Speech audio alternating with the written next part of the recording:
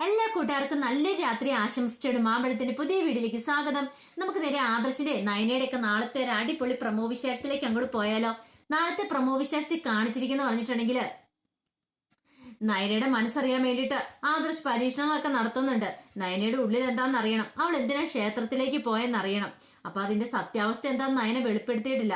അതറിയാൻ വേണ്ടിയിട്ട് ആദർശ് ഇങ്ങനെ പുറകെ ഒരു നായയെപ്പോലെ ഇങ്ങനെ വാലാട്ടിക്കൊണ്ട് നടക്കുവാണ്. അതിന്റെ വിശേഷങ്ങളും അതോടൊപ്പം തന്നെ കനയും ഗോവിന്ദനും ഭയങ്കര സന്തോഷത്തിലാണ്. ആദർശ് നയനെ നന്നായിട്ട് സ്നേഹിക്കുന്നുണ്ട്, നന്നായിട്ട് കെയർ ചെയ്യുന്നുണ്ട്.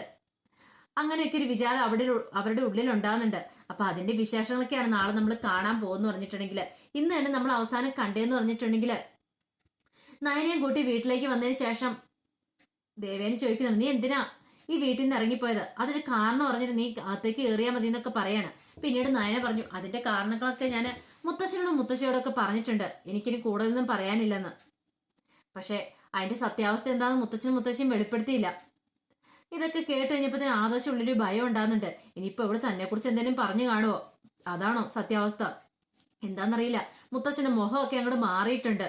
എന്തെങ്കിലും ഒരു കാരണം ഇല്ലാതിരിക്കില്ലല്ലോ. എന്താണെങ്കിലും ഇവളോട് അതൊക്കെ ചോദിച്ചൊന്ന് മനസ്സിലാക്കണം. പിന്നീട് ആദർശ് നയനോട് പറഞ്ഞു, ബാ നമുക്ക് കയറി പോകാന്ന് പറഞ്ഞിട്ട് കയ്യെ പിടിച്ചോണ്ട് മുറിയിലേക്ക് അങ്ങോട്ട് കയറി പോകുന്നുണ്ട്. ഇവരുടെ ഈ സ്നേഹപ്രകടനങ്ങൾ കണ്ടു കഴിഞ്ഞപ്പോഴത്തേനും കനകയും ഗോവിന്ദനും തെറ്റിദ്ധരിച്ചു. കാരണം നയനെ കാണാതെ വന്നു കഴിഞ്ഞപ്പോഴത്തേനും ആദർശ് പോയി കൂട്ടിക്കൊണ്ട് വന്നു. സ്നേഹമുള്ളതുകൊണ്ടല്ലേ കൂട്ടിക്കൊണ്ട് വന്നേ. ഉറക്ക വിളിച്ച് രാത്രി മൊത്തം അന്വേഷിച്ചു. അതൊക്കെ പറഞ്ഞ് കേട്ടപ്പോ തന്നെ കനയ്ക്കും ഗോവിന്ദനും സന്തോഷമായി. ആദർശ് മോൻ അല്ലേലും തങ്ങളുടെ കുടുംബത്തിൽ എപ്പോഴും രക്ഷിക്കാറുള്ളത്. ഇത്രമാത്രം നയനെ സ്നേഹിക്കുന്നുണ്ട്, ഇനി ഒന്നുകൊണ്ടും പേടിക്കണ്ട. അങ്ങനെ ധൈര്യത്തോടെയാണ് അവർ രണ്ടുപേരും വീട്ടിൽ നിന്ന് ഇറങ്ങുന്നതെന്ന് പറഞ്ഞിട്ടുണ്ടെങ്കിൽ അനന്തപുരിയിൽ നിന്ന് സ്വന്തം വീട്ടിലേക്ക് വരുന്നത്. അങ്ങനെ വീട്ടിലേക്ക് വരുന്ന സമയത്താണെങ്കിൽ നന്ദു രാവിലെ എഴുന്നേറ്റ് ചെയ്യുമ്പോൾ ഇവരെ ആരെയും കണ്ടില്ല. നന്ദു ഓർത്തി അമ്മയും അച്ഛനും ഇത് എവിടെ പോയെന്നൊക്കെ ഓർത്തോണ്ട് രാവിലെ എഴുന്നേറ്റ് വന്നിരിക്കുവായിരുന്നു. ഈ സമയത്താണ് കനകയും ഗോവിന്ദനോട് കയറി ചെല്ലുന്നത്.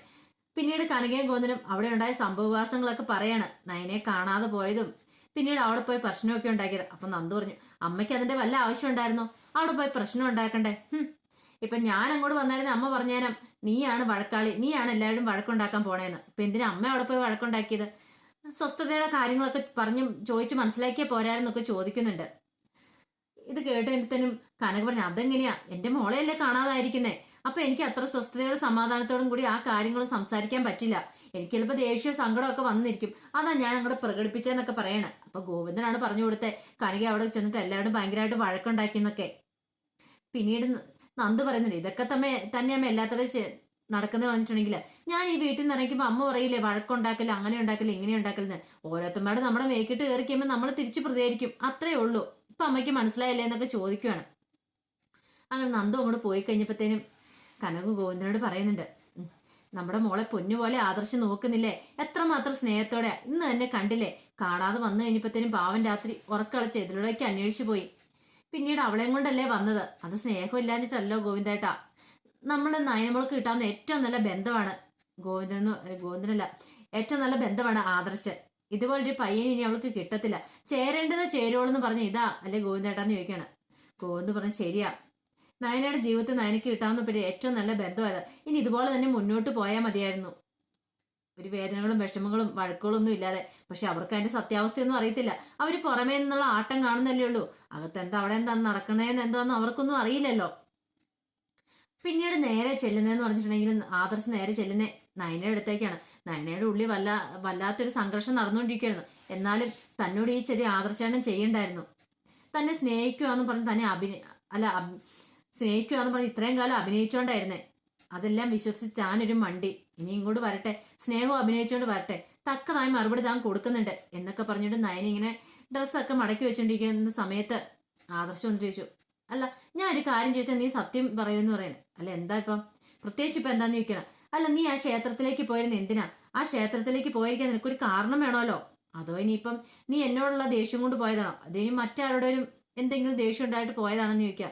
നയന പറഞ്ഞ് അറിഞ്ഞിട്ടെന്താ, അല്ല ഞാൻ ചോദിച്ചെന്നേ ഉള്ളൂ, ഞാൻ്റെ ഭർത്താവല്ലേ നിന്റെ, എന്നോടെങ്കിലും നിനക്ക് സത്യം തുറന്നു പറയാൻ പാടില്ലെന്ന് ചോദിക്കാണ്. ഭർത്താവ് ആണോ? ഭർത്താവാണെങ്കിൽ ഭാര്യനെ സ്നേഹിക്കണം. നിങ്ങൾ ഭാര്യ എന്നുള്ള ഒരു പദവിയോ സ്ഥാനമോ സ്നേഹമോ എനിക്ക് തന്നിട്ടുണ്ടോ എന്ന് ചോദിക്കണം. അതെന്താ ഇപ്പം അങ്ങനെ ചോദിക്കാനായിട്ട്? അല്ല ഞാൻ ചോദിച്ചേ ഉള്ളൂ, നിങ്ങൾ എന്നെ സ്നേഹിക്കുന്നുണ്ടോ എന്ന് ചോദിക്കുകയാണ്. ഒരു നിമിഷം ആദർശപ്പെട്ടു. നിനക്ക് എന്തോ സംശയങ്ങളൊക്കെ ഉള്ള പോലെ തോന്നുന്നല്ലോ. ഇതിന്റെ മൈൻഡ് വേറെ എവിടെയാ, ഇവിടെ എങ്ങുമല്ല. ഇതാ നീ ഇങ്ങനെയൊക്കെ ചോദിക്കുന്നത്. നിനക്ക് ഇത്രയും നാൾ ഈ സംശയങ്ങളൊന്നും ഇല്ലായിരുന്നല്ലോ, പിന്നെ എവിടുന്ന പെട്ടെന്ന് ഈ സംശയങ്ങളൊക്കെ വന്നേന്ന് ചോദിക്കുകയാണ്. അല്ല, ഞാൻ ചോദിച്ചതിന് മറുപടി പറ. അത് പിന്നെ എനിക്കറിയാം നിങ്ങൾക്ക് അതിന് വ്യക്തമായ ഒരു ഉത്തരവില്ലെന്ന്. അങ്ങനെയുള്ള നിങ്ങളോട് ഞാൻ ഇതിനെക്കുറിച്ചൊക്കെ പറയണേ? ഞാൻ നിങ്ങളെ എൻ്റെ ഭർത്താവായിട്ട് ഇപ്പൊ കാണുന്നില്ല, അതുകൊണ്ട് എനിക്ക് പറയാനും മനസ്സില്ല എന്ന് പറഞ്ഞ് നയനെ അങ്ങോട്ട് പോവാണ്. ആദർശ് ആകെപ്പാടെ പെട്ടുപോയി. പിന്നീട് ആദർശനെ മുത്തശ്ശൻ അങ്ങോട്ട് വിളിപ്പിക്കുന്നുണ്ട്. ചെന്നൈ മുത്തശ്ശനോട് എന്താ മുത്തശ്ശ, എന്താ വിളിച്ചതെന്ന് ചോദിക്കുകയാണ്. നീ ഇവിടെ ഇരിക്കുമോനെ, എനിക്ക് കുറച്ച് കാര്യങ്ങളൊക്കെ സംസാരിക്കാനുണ്ടെന്ന് പറയാം. എന്താ മുത്തശ്ശ, എന്താ കാര്യങ്ങൾ സംസാരിക്കാനുള്ളത്? നിനക്കറിയാവോ, നമ്മൾ ഒരാളെ സ്നേഹിച്ച് വഞ്ചിക്കാന്ന് പറഞ്ഞ ഏറ്റവും വലിയ പാപം എന്ന് പറഞ്ഞിട്ടുണ്ടെങ്കിൽ സ്നേഹം അഭിനയിക്കും. സ്നേഹം അഭിനയിച്ചു കഴിഞ്ഞാൽ അവസാനം സ്നേഹമില്ലെന്ന് അറിഞ്ഞു കഴിയുമ്പോഴത്തേനും അവരുടെ ഉള്ളിലുണ്ടാകുന്ന ആ വേദനയും വിഷമം ഉണ്ടല്ലോ, അത് വളരെ വലുതായിരിക്കും. നമ്മൾ ഉദ്ദേശിക്കുന്നേക്കാൾ അപ്പുറമായിരിക്കും എന്ന് പറയാം. അല്ല മുത്തശ്ശൻ എന്താ അതൊക്കെ ഇപ്പൊ എന്നോട് പറയണേ?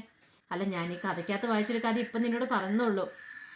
നീ നാനേയും തമ്മിലുള്ള സ്നേഹം കണ്ടു കഴിയുമ്പോഴേ എനിക്ക് മനസ്സിൽ ഭയങ്കര സന്തോഷം തോന്നുന്നുണ്ട്. അതോടൊപ്പം തന്നെ ഇനിയിപ്പോൾ എൻ്റെ മരണശേഷം നീ ഇപ്പം എനിക്ക് തന്നൊരു വാക്കുണ്ടല്ലോ, നിനക്ക് ജീവനുള്ളിടത്തോളം കാലം നയനെ പൊന്നുപോലെ നോക്കുന്നു. ആ വാക്ക് പാലിക്കാൻ നിനക്ക് കഴിയുമോ എന്നൊരു ചിന്ത എൻ്റെ ഉള്ളിലുണ്ടാവുന്നുണ്ടെന്ന് പറയാം. അതെന്താ മുത്തശ്ശ അങ്ങനെ പറഞ്ഞേ? അല്ല, എൻ്റെ മനസ്സിലൊരു തോന്നലൊക്കെ എനിക്ക് ഉണ്ടാകുന്നുണ്ട്. അത് നിന്നോടൊന്ന് ചോദിക്കണമെന്ന് തോന്നി, ഞാൻ നിങ്ങൾക്ക് ചോദിച്ചെന്നുള്ളൂ. മുത്തശ്ശൻ ഒന്നുകൊണ്ടും പേടിക്കണ്ട കേട്ടോ, അങ്ങനെയൊന്നും ഉണ്ടാവില്ല. മുത്തശ്ശന് അന്ന് വാക്ക് ഞാൻ ഒരിക്കലും മാറ്റാൻ പോകുന്നില്ലെന്ന് പറയണം. ആദർശന് അങ്ങനെ പറയേണ്ടി വന്നു, കള്ളം പറയേണ്ടി വന്നു. കള്ളം പറയാതിരിക്കാൻ പറ്റില്ല, അല്ലെങ്കിൽ മുത്തശ്ശന്റെ സ്ഥിതി ചിലപ്പം വളരെയധികം മോശമായി തരും. അതിന്റെ കാരണക്കാരൻ താനുമാവും. അതൊരിക്കലും പാടില്ല. മുത്തശ്ശൻ ജീവിച്ചിരിക്കുന്നിടത്തോളം കാലം ഇങ്ങനെയൊക്കെ തട്ടിയും മുട്ടും എന്തെങ്കിലും പറഞ്ഞു പോയേ പറ്റുള്ളൂ. പക്ഷെ മുത്തശ്ശൻ ആരാ മോന്? മുത്തശ്ശന് മനസ്സിലായി ഇതെങ്ങനെ വെറുതെ വിട്ടാ പറ്റില്ല. ഇവരെ രണ്ടുപേരെ എത്രയും പെട്ടെന്ന് ഒന്നിപ്പിക്കണം. നയനയുടെ ഉള്ളിലാണ് ഈ സമയത്തും തീയായിരുന്നു. നയന ഇങ്ങനെ വീണ്ടും ആലോചിച്ചോണ്ടിരിക്കുക, ഇനി എന്ത് ചെയ്യുന്നേ? ആദർശന് തന്നെ ഇഷ്ടമില്ലെങ്കിൽ ഇവിടെ നിന്നിട്ടും കാര്യമില്ല. മുത്തശ്ശനും മുത്തശ്ശിയും പറഞ്ഞുകൊണ്ട് മാത്രം ഇവിടെ നിൽക്കുന്നത്. അത് പക്ഷെ എത്ര കാലം? മുത്തശ്ശന്റെ കാലശേഷം ആദർശേടൻ തന്നെ ഇവിടുന്ന് ഇറക്കി വിടുന്നല്ലേ പറഞ്ഞേക്കുന്നേ.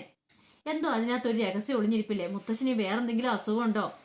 ഇനി അതുകൊണ്ടാണ് ആദർശേട്ടൻ മുത്തശ്ശനെ പേടിച്ചിട്ട് ഇങ്ങനെ തന്നോട് സ്നേഹം അഭിനയിക്കുന്നത്. അങ്ങനെ ഒരു ചിന്തയൊക്കെ നയനയുടെ ഉള്ളിലുണ്ടാവുകയാണ്. എത്രയാണെങ്കിലും അത് കണ്ടുപിടിക്കണം. ഇനിയിപ്പോൾ അങ്ങനെ എന്തെങ്കിലും ഉണ്ടെങ്കിൽ അതുകൊണ്ടാണോ മുത്തശ്ശൻ പറയുന്നില്ല അനുസരിക്കുന്നതെന്ന് അറിയത്തില്ലോ. അങ്ങനെ നയന ഒരു ഉറച്ച തീരുമാനമൊക്കെ എടുക്കുന്നുണ്ട്. അതിന്റെ വിശേഷങ്ങളൊക്കെ നാളെ കാണാൻ പോകുന്നു പറഞ്ഞിട്ടുണ്ടെങ്കിൽ ആ വിശേഷങ്ങൾക്കായി നമുക്ക് എല്ലാവർക്കും കാത്തിരിക്കാം കേട്ടോ.